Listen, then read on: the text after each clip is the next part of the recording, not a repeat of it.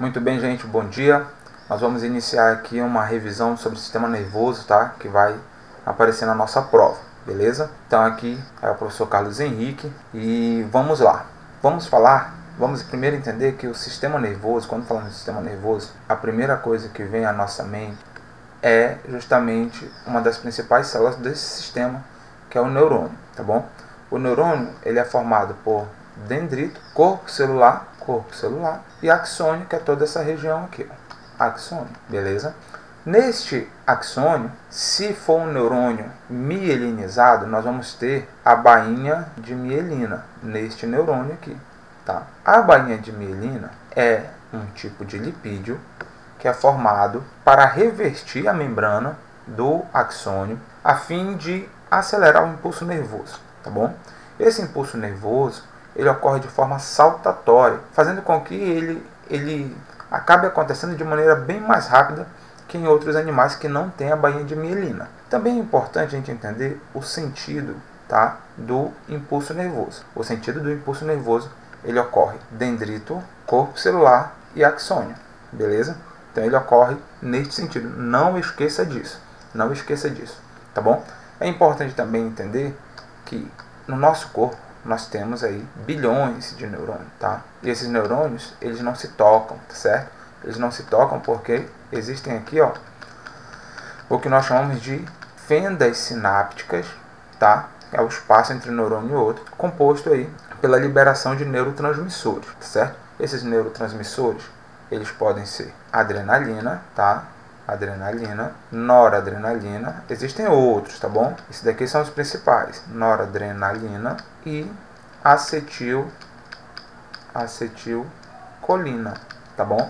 Esses três são os principais neurotransmissores que a gente vai falar aqui, tá certo? Como eu estava falando, no nosso axônio, nós temos espaços que não possuem mielina, tá bom? Espaços não mielinizados, tá? Esses espaços não mielinizados recebem o nome de nódulos de Ranvier, tá? Nódulos de Ranvier. Beleza até aí? Beleza. Porém, no nosso sistema nervoso nós temos uns outros tipos de células chamadas de células da glia, tá? Células da glia, beleza? Nas células da glia, nós vamos ter três tipos principais. Os astrócitos, tá? Astrócitos. Nós vamos ter a micróglia, e nós vamos ter os oligodendrócitos, tá? Nós vamos ter os oligodendrócitos. Vamos lá. Vou pegar aqui as palavras-chave, tá bom? As palavras-chave aqui para você entender. Os astrócitos estão relacionados à nutrição, tá? Então eles vão ligar aí o neurônio à corrente sanguínea. A micróglia está relacionado à defesa, tá? Então aqui nós vamos ter fagócitos, células que fagocitam. E os oligodendrócitos estão ligados à formação da bainha de mielina, beleza? A letra não está muito legal, mas dá para você entender. Tranquilo? Dá para você entender aí pelo áudio do vídeo. Beleza, professor? Só um parêntese aqui, tá? Os oligodendrócitos, eles formam a bainha de mielina no sistema nervoso central. Enquanto que no sistema nervoso periférico, quem vai formar a bainha de mielina são as células de Schwann. Beleza? Tranquilo, né? Tranquilo, professor. Beleza pura. Então pronto. Vamos agora, então, adentrar nesse universo nervoso que é o nosso sistema, certo? Vamos lá. Dentro das características gerais do sistema nervoso, nós temos que ele é responsável por controlar e integrar outros sistemas do corpo humano, tá bom? Então, todos os sistemas do corpo humano, eles funcionam de maneira integrada e controlada pelo sistema nervoso, tá bom? Por isso que, quando a gente fala em doenças psicossomáticas são doenças que ocorrem em outros sistemas do corpo, mas que é uma doença que ocorre devido à reação do sistema nervoso e acaba irradiando para outros sistemas do corpo. Psico, de cérebro, né?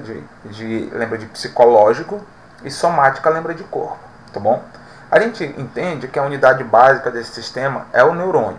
Porém, a gente já falou aqui no slide anterior que não existe só o neurônio como célula desse sistema, tá certo? Nosso sistema nervoso central ele começa a ser desenvolvido ainda no período embrionário, a partir do folheto ectoderma. Ecto significa fora.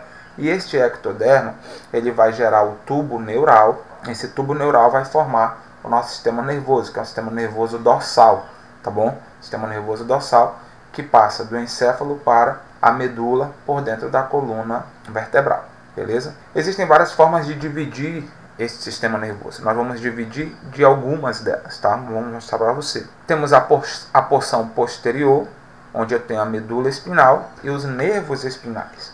Aqui nos nervos espinais, tá? Nos nervos espinais, nós vamos ter os nervos cranianos, os nervos espinais, tá bom?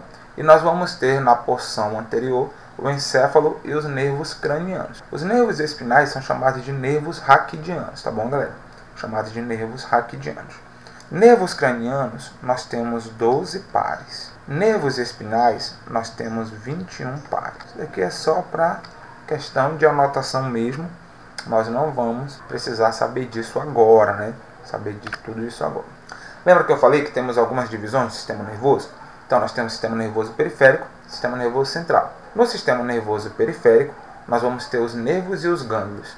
Esse sistema ele vai fazer uma comunicação entre o sistema nervoso central e o restante do corpo, tá bom?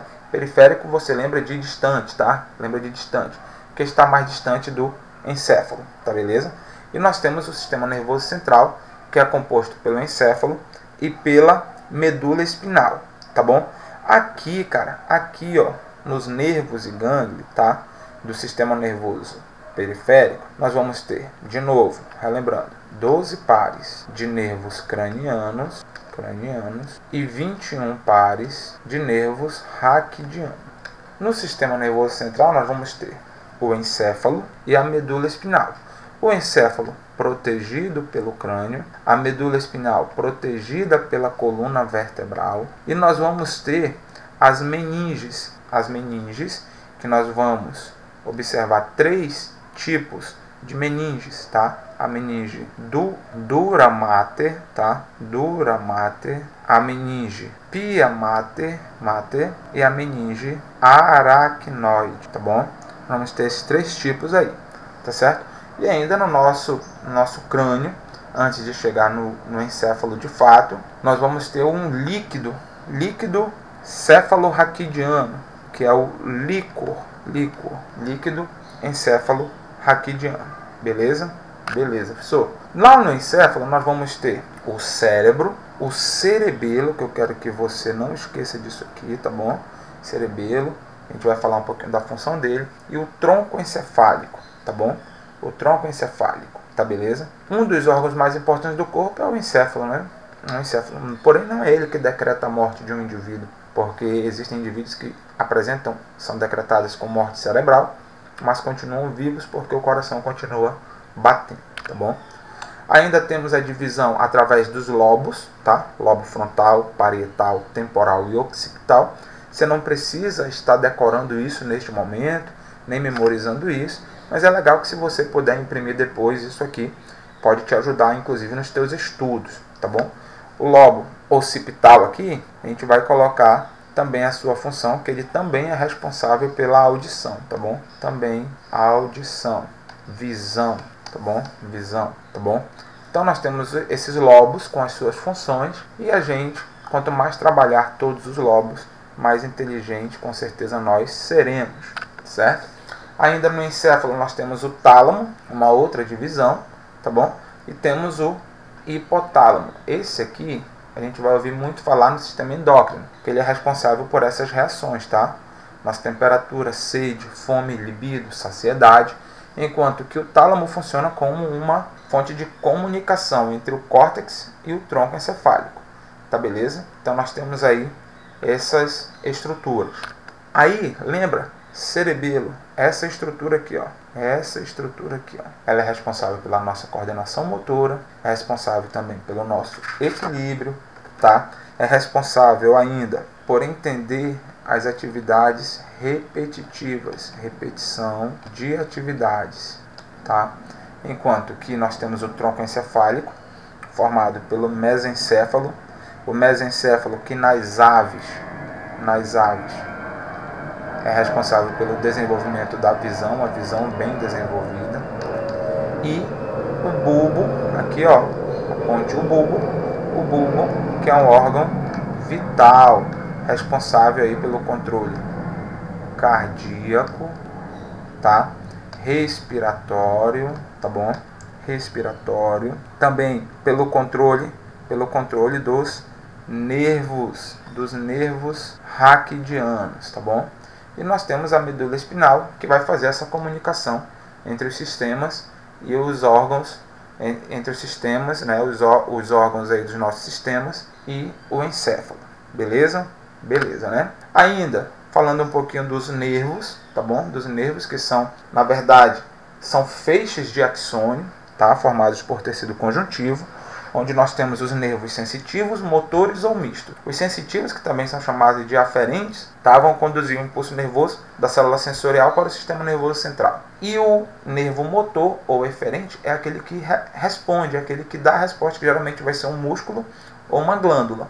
Tá bom? No caso das glândulas aqui, estamos falando de glândulas endócrinas, tá? Que vão acabar produzindo alguns hormônios, tá, galera? Pessoal, basicamente, até aqui é o que a gente vai precisar saber, até esse slide que você está vendo aí na sua frente, onde nós temos a divisão do sistema nervoso periférico, cara.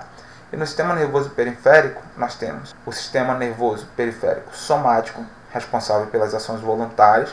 Então, voluntários você liga aqui com músculo estriado esquelético.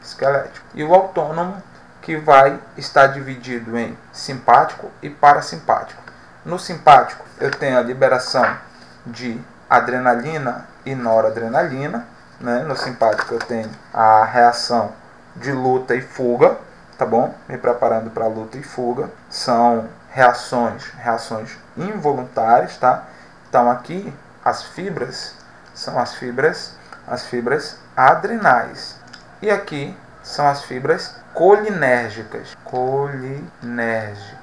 tá?